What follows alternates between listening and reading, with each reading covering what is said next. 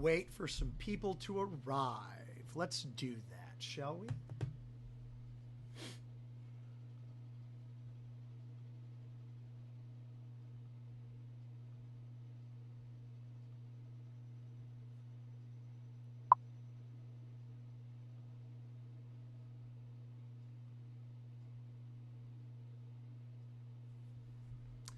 Gonna wait for some people to arrive. There it is. There's the first. Hi, Justin. All right. Just a little bit more time. Letting folks arrive. Hi, Gary. How's it going? Yikes.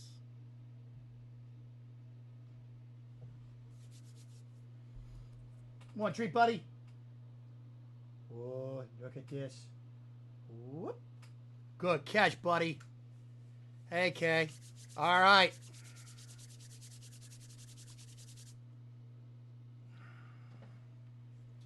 So here's the plan as folks start arriving. Here's the plan. What we're going to do is we're going to do about a 20 to 25 minute study. Patrick wants to keep it under 20, but I wanted to make sure that there was some extra devotion for my congregation, and Higher Things was friendly enough to let me use their platform and their software for it, and their sort of their streaming stuff. So we're gonna start in just a second, but we'll do this every weekday while we're all sort of confined, and then afterwards we'll see what's going on, and afterward it should be posted on YouTube so that if you miss a day, you should be able to pick that up again when you need it. Okay. And as soon as that announcement comes clear, oh, there it is. Now I'm going to share that onto my page, and then we'll start up. And away we go. So, Matthew, and starting Matthew's Gospel. So join me in your Bibles. I'm gonna switch me off the screen and Thor. One more treat for you, buddy. He did catch it.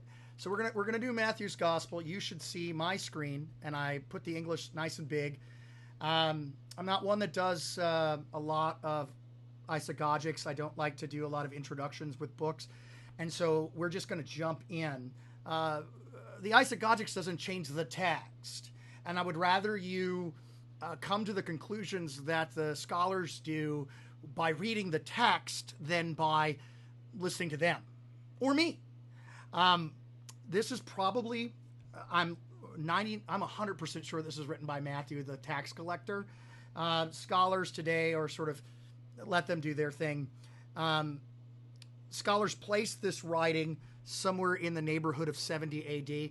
I'm one that believes that the whole gospel, all of the New Testament could have been and probably was written before 70, but again, that doesn't change you having the New Testament. 33 people. I'm so excited.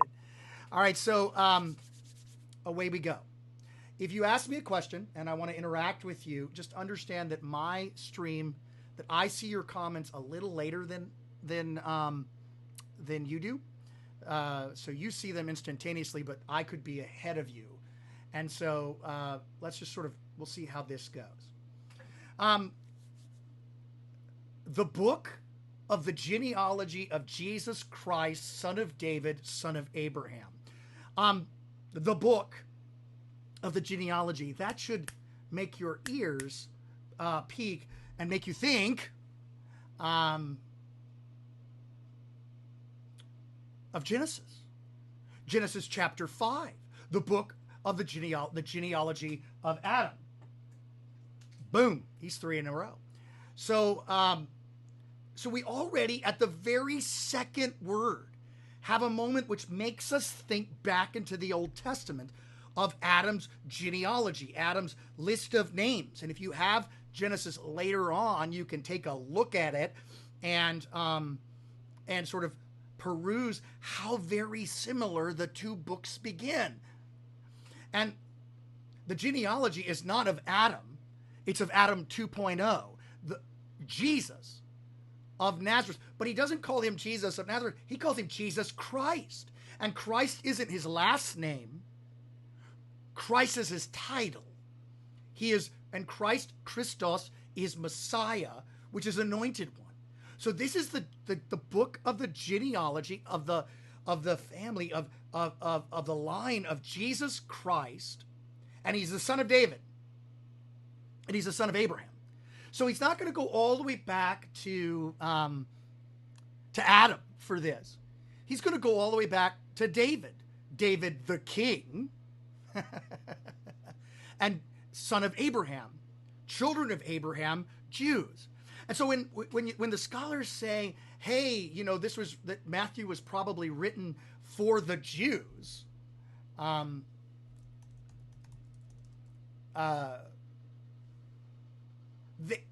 you couldn't miss that.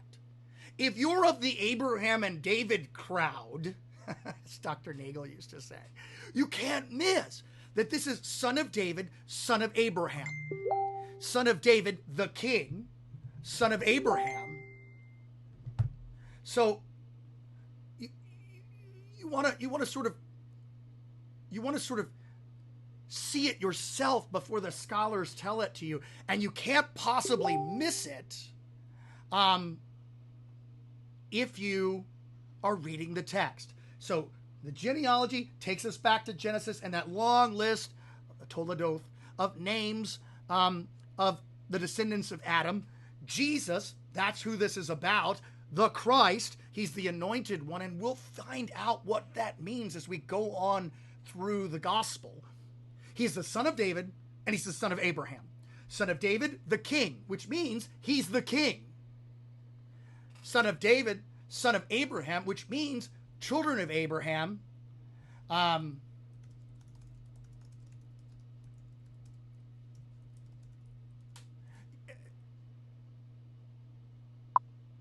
Jews.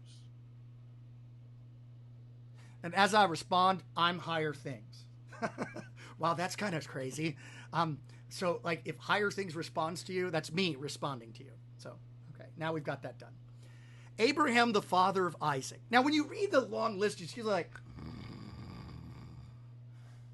and the first time you read the Gospel of Matthew, you might fly through it like, yeah. That's nice to know who Jesus' relatives are. But this is really important. And I'll say you why.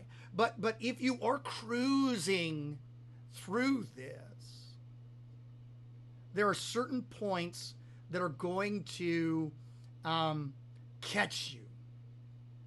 Certain points that are going to catch your attention and catch your, they're going to freeze you.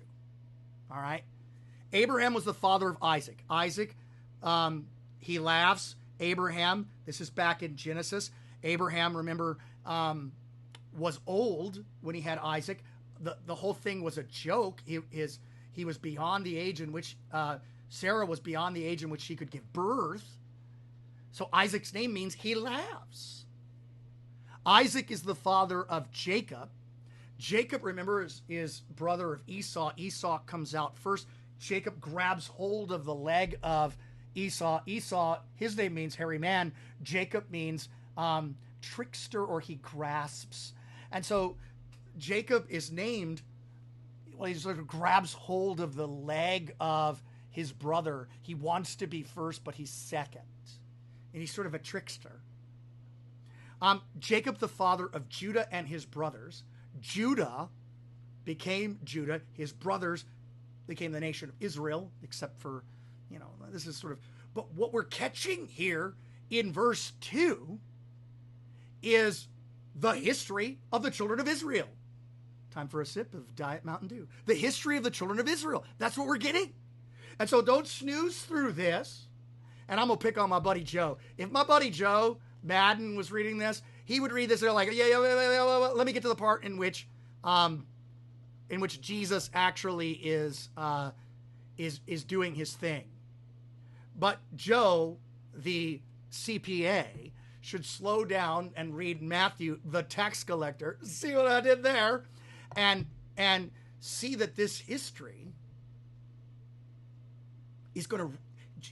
Matthew's going to recapitulate the history of the house of Israel. Look at that. That's an HT cup. You can get it on the HT store. Good sip. All right.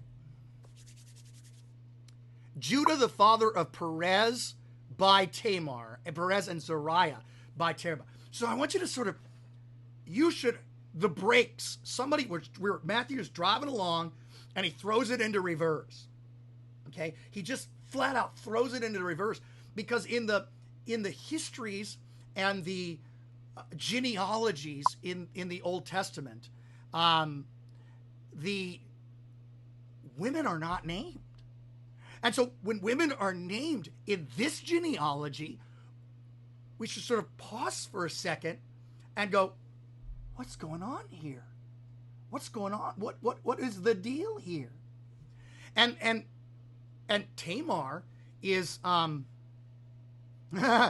the best story in the Old Testament. In fact, when you read the story of Tamar, you get this sort of I can't believe this is in the Bible sort of feeling. To sum it up, Tamar is Genesis 38. So it's a long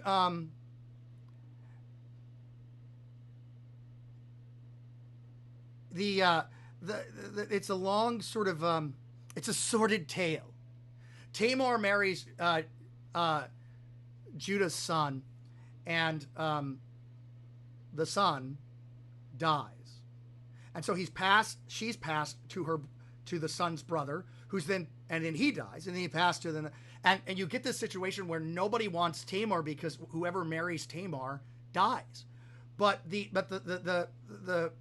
and if I get that wrong, I'm please forgive me, because I'm a little bit frazzled, but Judah doesn't want to give Tamar to the next son, because,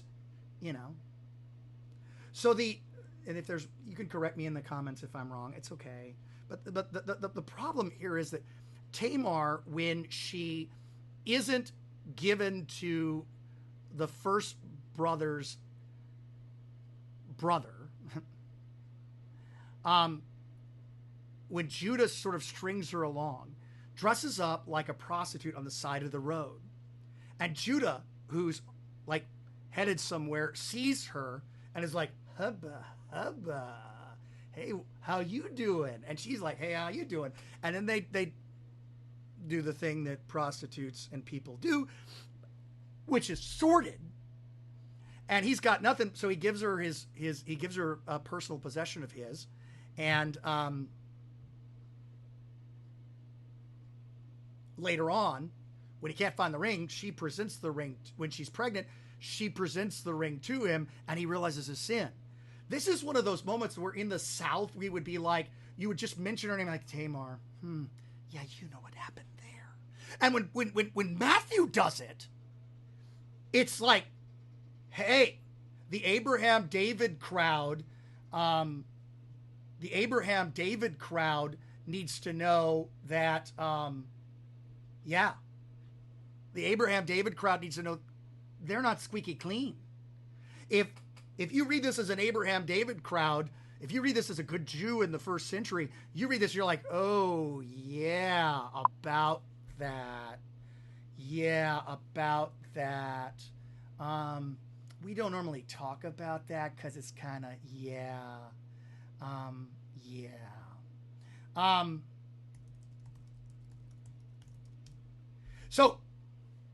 So we already got, Perez is the father of Hezron. Hezron's the father of Ram. Ram's the father of Amminadab. Amminadab's the father of Nahshon. Nahshon's the father of Salmon. When you read these Hebrew names, it's sort of best to just read them fast and act like you know what you're doing, and then nobody else knows that you're not reading them right. And so, everybody has those embarrassing relatives. Yeah. But again, Salmon is the father of Boaz by Rahab. Whoa, another girl, which causes us a pause again. Rahab, she's the prostitute who helped the conquering of, was it Jericho? Yeah. And so there's another non-Jew. You know, if you look at your genealogy and you like go access ancestry.com and you're like, you know, I'm 100% Jew. Matthew says, well, hold up. You got some sordid tales in your past, man. You got some ickiness going on in your life, in your relatives. Boaz, the father of, that button doesn't work. Boaz is the father of, let me clear the screen here so I can read my own text. The father of Obed by Ruth. Ruth. Remember Ruth? All of you who are this would be the part in which I would sort of, I would love for comments from the rest of the class, for them to sort of other people to talk, because I'm not used to talking this much in Bible class. Rahab, that's Joshua. All right. That she helped with the conquest of Canaan. Ruth, just do your little biblical research, you'll find again another thing that would sort of call into question the, hey, I'm the perfect Jew club. I don't know about you, but here it comes. Ancestor.com says that I'm 3% Mediterranean Jew, plus or minus 3%, which means I like to look positively at myself as 6% Jew. So, I mean, this is written for me as a, never mind. Continuing on. And then we get this wonderful sentence. Jesse, the father of David, the king. And that's a pause. You want to stop there for a second, because David is the greatest king in Israel. He's a guy who had the heart of God. He's described as having the very heart of God. David is the king. He's the greatest of all time. Yeah, there it is. You predicted it. You're a little behind on the stream, but you predicted it. The greatest king of all time. The number one king. The LSU of kings. National champions before all sports ended. You asleep, bud? Yeah, he's asleep. So we got this moment where we want to sort of pause here and just take in David the king and realize how important this is. David the king. David the king. The top spot king. And Jesus is the son of Abraham. He's the son of David. The king. Abraham, the father of many nations. David, the king.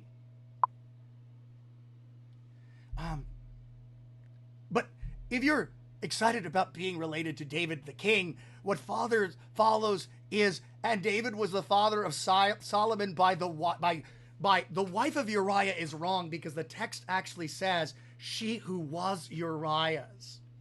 Ho, ho, ho, ho. She who was Uriah. She doesn't, her name isn't even mentioned. This is that southern moment where you're like, we don't talk about that. She who was Uriah's, you know who that was. That's Bathsheba. That's the whole, he's on the top of his roof. He looks down and she's sunbathing and he's like, hubba, hubba. And then he summons her, and then, and then the kinfolk said, the next thing you know, she's, the whole thing, I'm losing I don't know how to say it, but bad things happened. And Uriah is summoned back when she gets pregnant. And so David's not only an adulterer, but he tries to get Uriah to lay with his wife. And Uriah won't do it because the men are out and the army's out there and they're fighting and everybody's fighting and the whole thing's going on and we just don't have, there's not time for this. And when he can't get Uriah to lay with his wife, he summons Uriah to himself And he gives Uriah orders to give to Uriah's commander, which is to put Uriah at the front of the battle where the battle's the fiercest. And so he uses the enemies of God to kill and murder Uriah.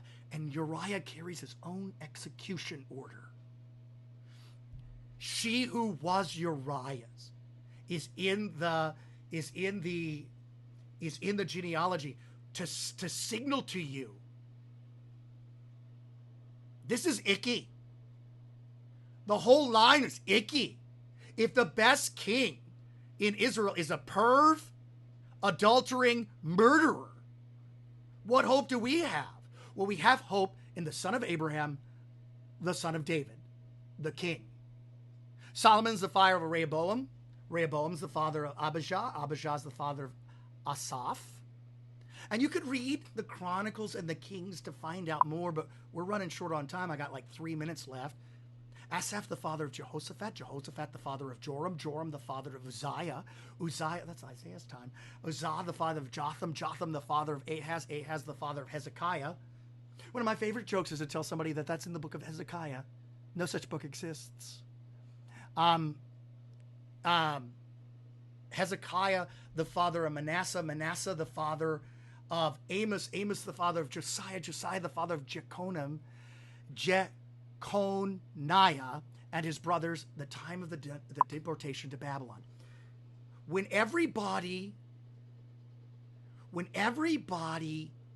was shipped to Babylon, when the God's people were conquered and they were shipped to Babylon, you talk about confined to quarters, conquered and shipped. They disobeyed God and God allowed them to be conquered. They were supposed to be, David's reign was supposed to be forever.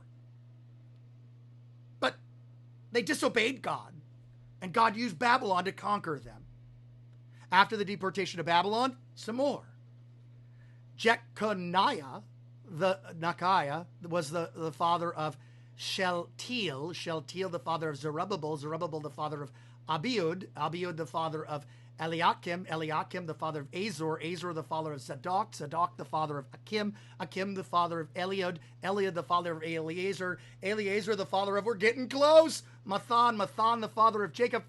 And Jacob, the father of Joseph, the husband of Mary, whom was born Jesus, who is called Christ.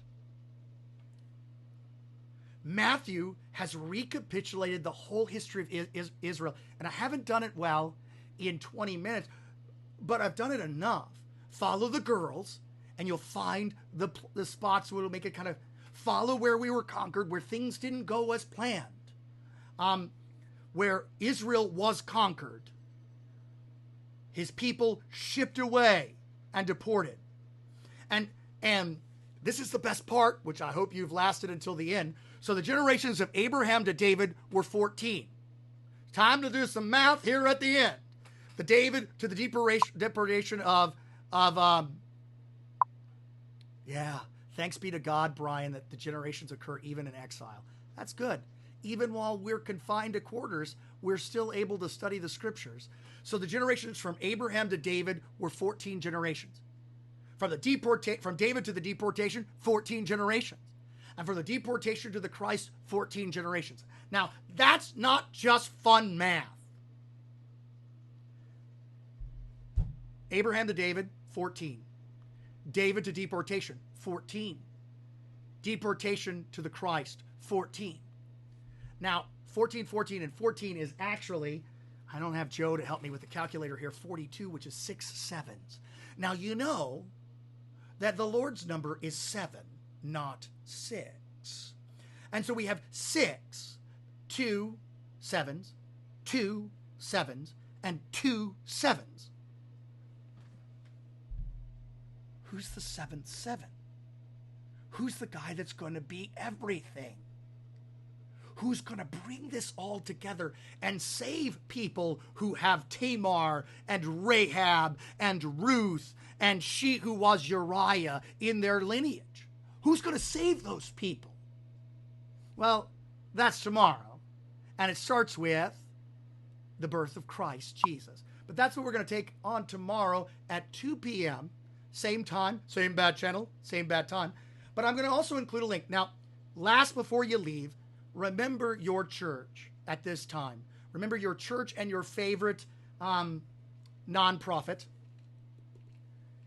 With your Thrivent dollars, Thrivent is offering bonuses for Thrivent dollars, which are given to churches and charitable nonprofits at this time. So now's the time that you want to make sure that you give to your church, because your church needs that giving. And if you, after you give to your church, if you have a little bit of time left over, because they're funding the video. So tomorrow we'll start with Matthew 2:18. Thanks for joining us tonight. May the Lord bless you and keep you as you stay in exile from each other, being fed by the Lord's words and promises. I'll see you tomorrow.